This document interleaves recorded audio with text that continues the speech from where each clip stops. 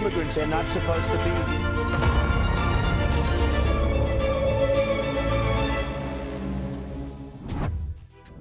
El gobierno de México informó que más de 38,000 migrantes connacionales han sido recibidos en nuestro país desde el regreso de Donald Trump a la Casa Blanca. Más de 20,500 personas en movilidad fueron afiliadas al Instituto Mexicano del Seguro Social por razones humanitarias.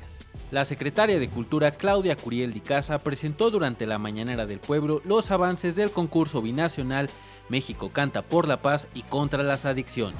El director de cine y músico mexicano, Sergio Arau, presentó su próximo filme cinematográfico The Mexican Files en la conferencia de prensa de Palacio Nacional.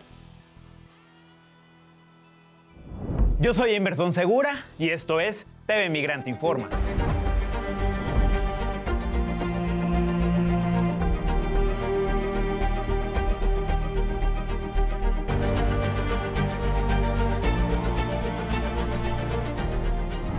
Ofertas de $1,000 por deportación y viajes para facilitar su regreso a sus países de origen son algunas de las desesperadas medidas con las que el Departamento de Seguridad Nacional de los Estados Unidos busca poner en marcha su fracasado intento por atender la agenda de deportaciones masivas del presidente Donald Trump. La Agencia Migratoria Federal ha calificado estas como una oportunidad histórica para abandonar los Estados Unidos. La aplicación de estas muestra el desgaste de la retórica republicana y la prioridad de una agenda racista que excluye a la comunidad migrante bajo una etiqueta que criminaliza la movilidad humana y que condiciona el derecho humano a la libertad de residencia.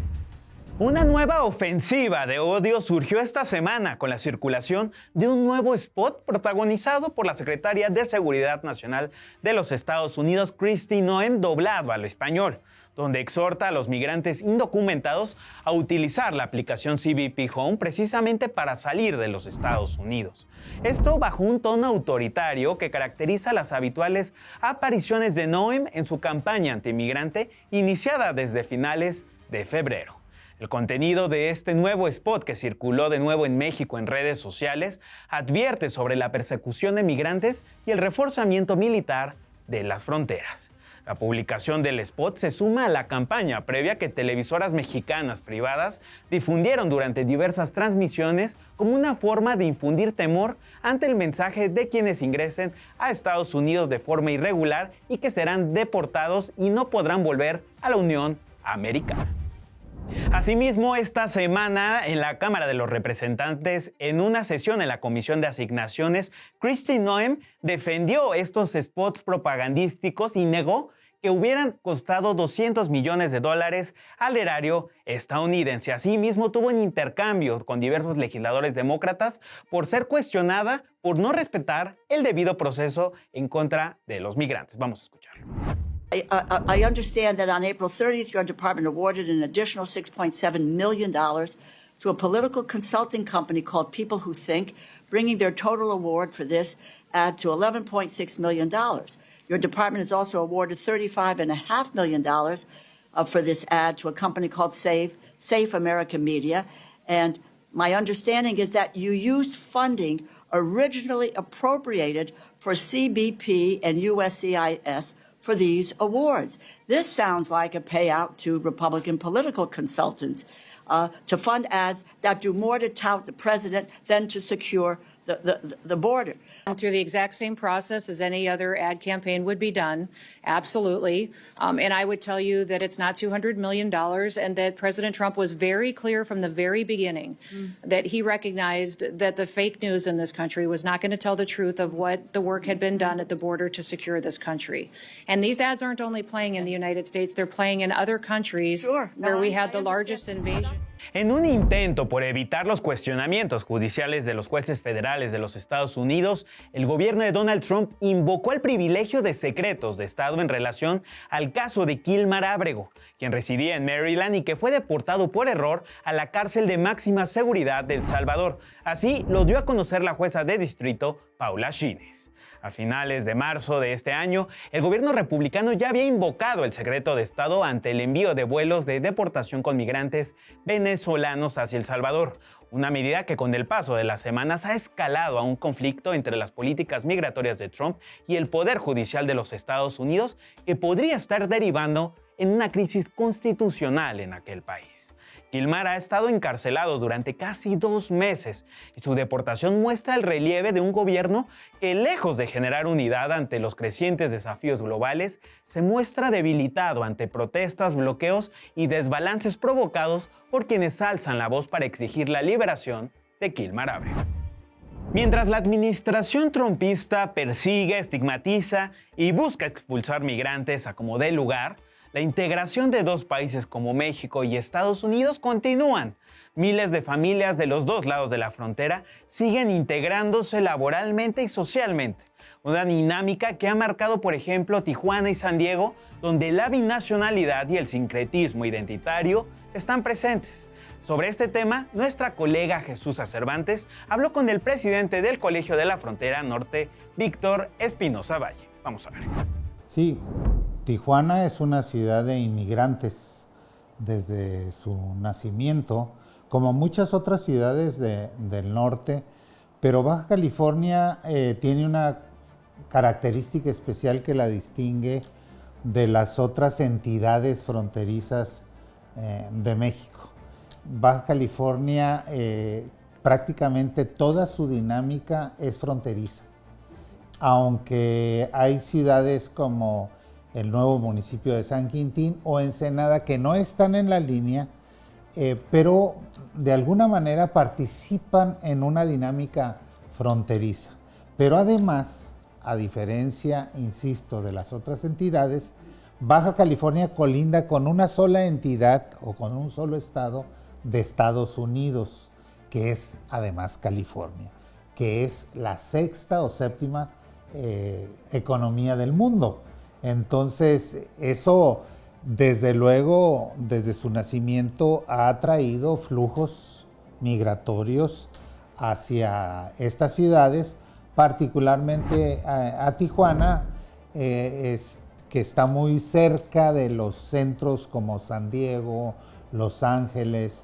Y entonces esto ha traído por fases, por periodos, procesos migratorios, flujos migratorios. De hecho, en los últimos años los flujos han cambiado mucho, ¿no? Desde hace décadas en donde la migración era de hombres solos, básicamente, que venían del campo.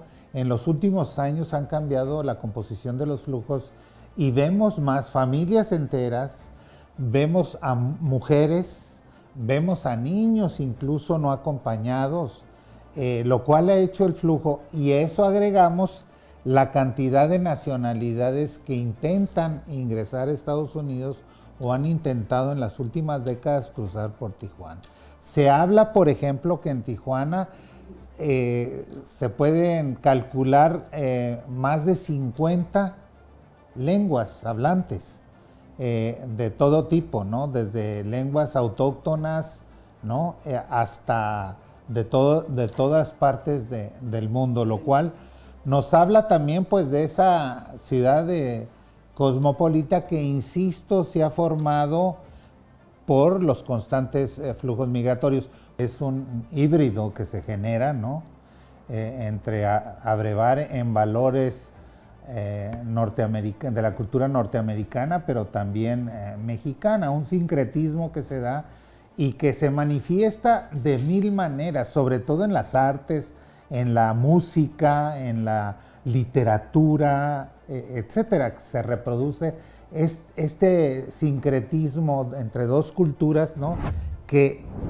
que chocan, que se integran, pero se repelen también. O sea, esa es la contradicción de la frontera. Sí, es una región muchas veces integrada, si tomamos algunos valores, indicadores como los económicos, ¿no? De una circularidad de mercancías, de trabajo, etcétera, pero también 2 realidades históricas distintas, ¿no? Es decir, aquí empieza la patria, como dice el eslogan, pero también empieza lo otro, ¿no? Que es Estados Unidos, entonces, y hay una barda que nos recuerda que no estamos plenamente integrados y no, que somos diferentes y que es una relación asimétrica.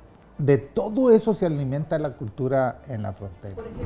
Hace un par de semanas, el Comité de Naciones Unidas sobre Trabajadores Migratorios evaluó las políticas de México en materia de migración, donde reconoció los avances de México en la inclusión de medidas para garantizar el acompañamiento y la protección de migrantes indocumentados, incluso reconociendo también la gestión en torno a la protección y asistencia consular desde el exterior. Sin embargo, ante señalamientos respecto a que la administración mexicana ha impulsado un proceso de militarización en la frontera norte, la presidenta Claudia Sheinbaum explicó durante la mañanera del pueblo del pasado 8 de mayo que es falsa esta afirmación y que los cuerpos de defensa están para realizar diversas labores, entre ellas brindar ayuda, asistencia a los migrantes. Vamos a verlo. Sí, la Guardia Nacional es una institución de seguridad pública. Sí sería muy bueno que vieran en la Constitución que la Guardia Nacional es una institución de seguridad pública, que sí es parte de la Secretaría de la Defensa Nacional, pero tiene su propia comandancia y tiene su propia formación. Entonces, sí hay Guardia Nacional en todo el país, pues sí hay Guardia Nacional en todo el país. Son más de 110,000 elementos que están en todo el país vigilando y apoyando, y entre otras labores, apoyan a migrantes. Desde su conferencia de prensa en Palacio Nacional, la presidenta Claudia Sheinbaum también dio a conocer las cifras oficiales del número de personas repatriadas desde los Estados Unidos a nuestro país. Vamos a escuchar lo que dijo la mandataria. El número más alto fue el 22 de enero, creo que es, ¿no? O 20 de enero. La línea sombreada, pues es la parte del presidente Joe Biden y después es la del presidente Donald Trump. Entonces, de esa fecha a la fecha, estos son las repatriaciones diarias de mexicanos. Tras el avance en materia de migración presentado por la jefa de gobierno de la Ciudad de México, Clara Brugada, el pasado 6 de mayo se han encaminado los esfuerzos por mejorar el sistema de atención a extranjeros irregulares que se encuentran en la capital del país. Vamos a ver.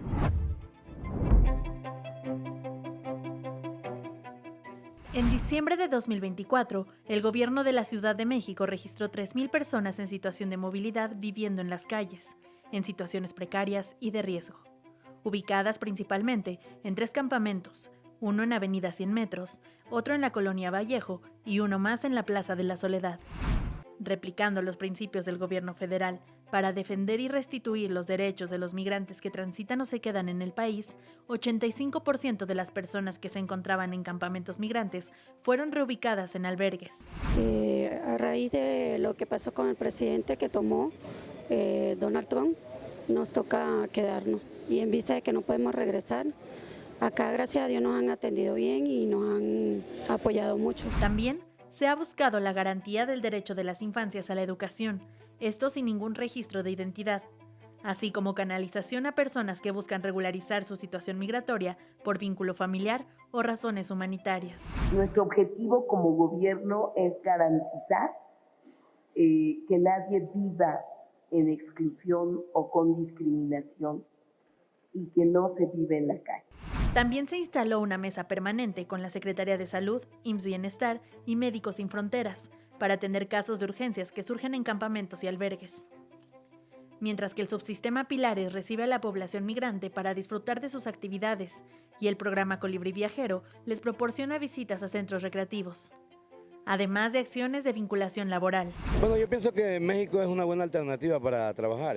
Pienso que tiene buenos lugares, o sea, buenas cosas para poder trabajar, desempeñarse y laborar y seguir adelante y poder establecerse acá más que todo. Y para seguir hablando de estos temas, me da muchísimo gusto enlazarme con Temístocles Villanueva. Él es comisionado para la atención de la movilidad humana aquí en la Ciudad de México. ¿Qué tal, Temístocles? Bienvenido a TV Migrante Informa. Compártenos un poco de este decálogo presentado junto con la jefa de gobierno, Clara Brugada. Bueno, pues el 18 de diciembre del 2024, en el contexto del Día Internacional de las Personas Migrantes, la jefa de gobierno asumió un decálogo como la estrategia para la atención a la movilidad humana en la Ciudad de México.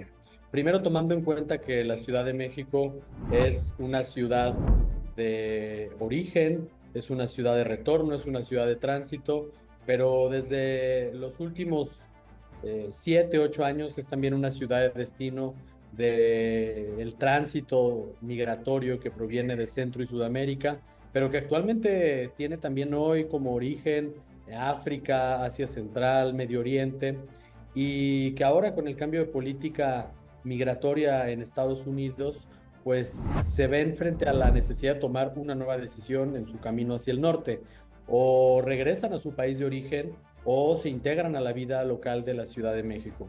Y estos 10 puntos lo que buscan es reconocer cada uno de los derechos que debe de garantizar el gobierno de la ciudad, no solo por un compromiso ético, también porque la Constitución de la Ciudad de México y la Ley de Interculturalidad mandatan al gobierno de la ciudad a establecer el reconocimiento de derechos. ¿Qué tipo de derechos? Bueno, el derecho a la identidad, el derecho a la educación, el derecho a la salud, el derecho al empleo, el derecho a vivir en un espacio digno y el derecho al uso del espacio público.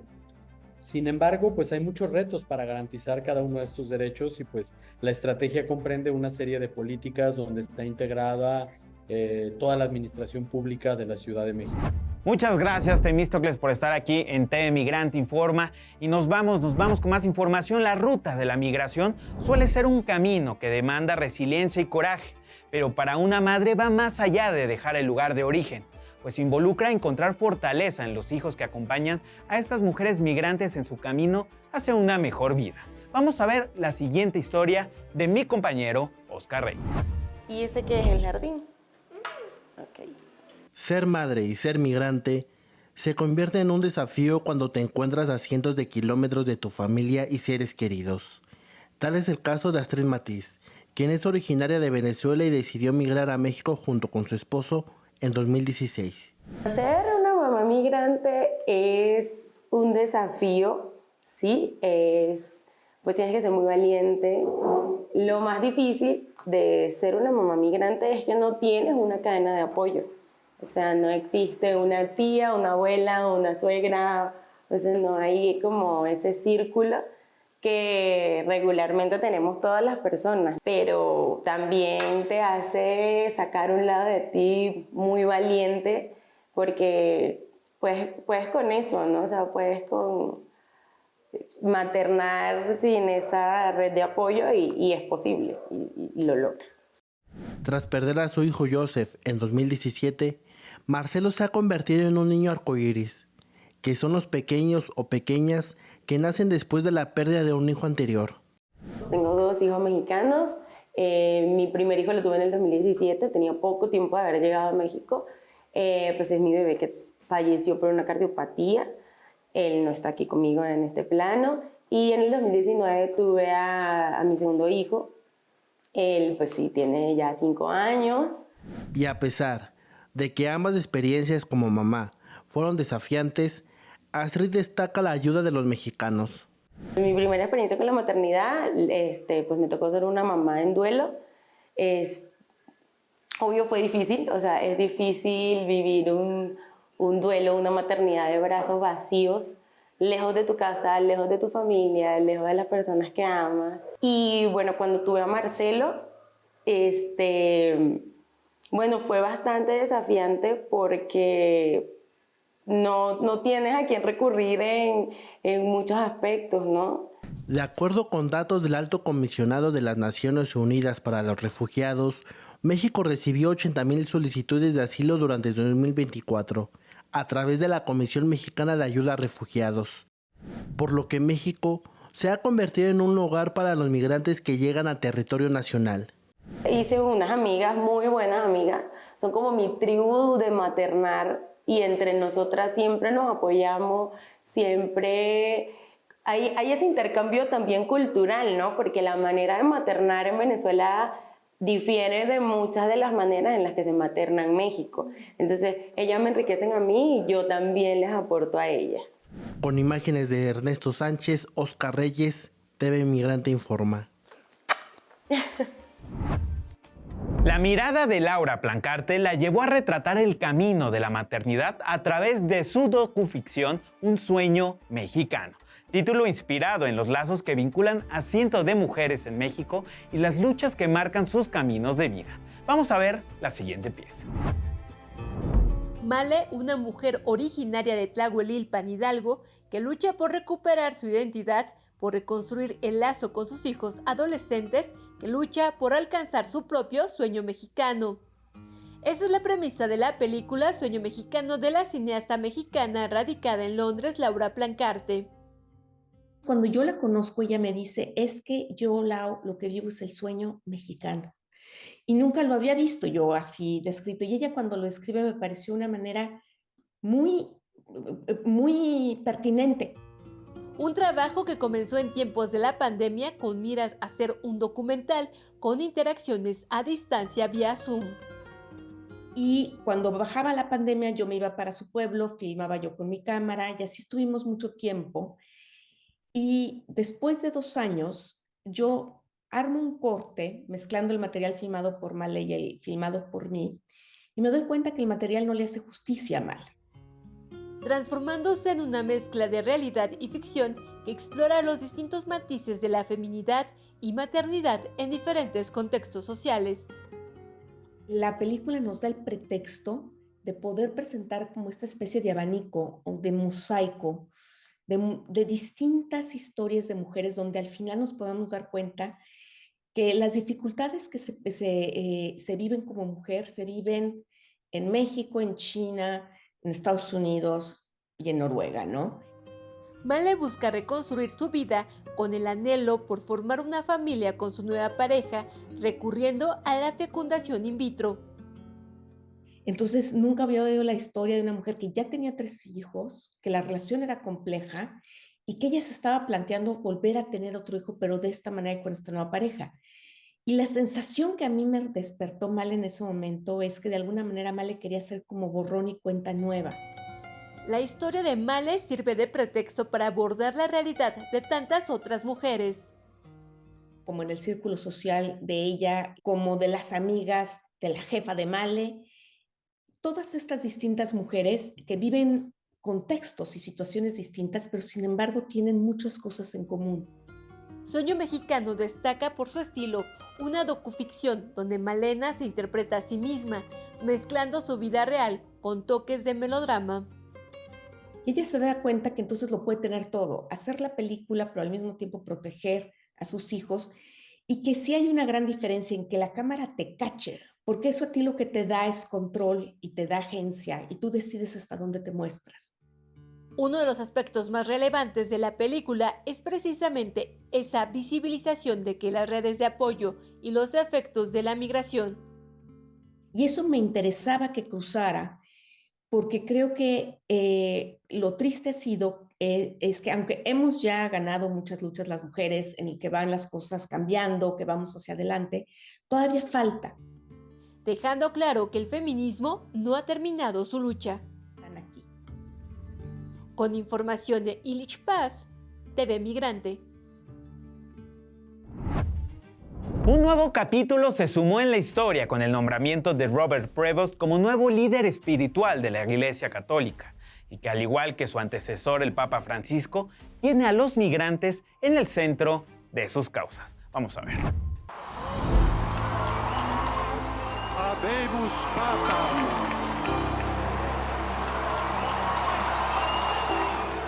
Políglota, matemático y filósofo son atributos que configuran el perfil de Robert Prevost, el hombre que se convirtió en el Papa número 267 de la Iglesia Católica y en el primer pontífice estadounidense.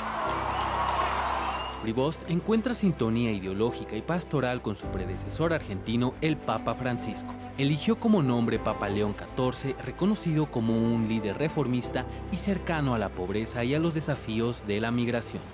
Su filosofía espiritual está encaminada hacia la línea de los agustinos, una orden fundada bajo la figura del teólogo cristiano San Agustín de Hipona, conocido por su empatía y preocupación hacia los migrantes durante sus tiempos. pese a que Prevost nació en la ciudad de Chicago en 1955, su ascendencia es una mezcla cultural entre los orígenes franco-italianos de su padre y las raíces españolas por parte de su madre, un vínculo que ha mantenido presente durante su trayectoria eclesiástica. A los 26 años, Robert se convirtió en sacerdote, un camino que lo llevó a salir de las fronteras de Estados Unidos para trasladarse a Perú, donde ahora es celebrado.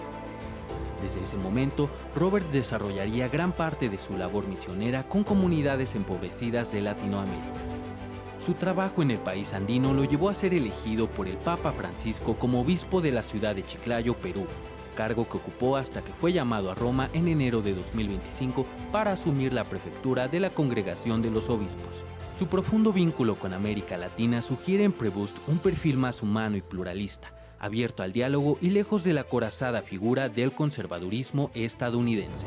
Semanas antes de ser electo como sumo pontífice, Robert Prevost compartió publicaciones en redes sociales criticando las posturas del presidente Donald Trump y del vicepresidente J.D. Vance sobre la migración. En 3 ocasiones, el entonces cardenal Robert Francis Prevost criticó la postura de Vance sobre la religión y la deportación de migrantes. También compartió críticas hacia el gobierno de Donald Trump y el presidente de El Salvador, Nayib Bukele, esto por la deportación del residente de Maryland de origen salvadoreño deportado por error al Cecot, Gilmar Ábrego. En 2015, Prevost compartió un artículo de opinión del cardenal Dolan en el Washington Post titulado «Cardenal Dolan, ¿por qué la retórica antimigrante de Trump es tan problemática?».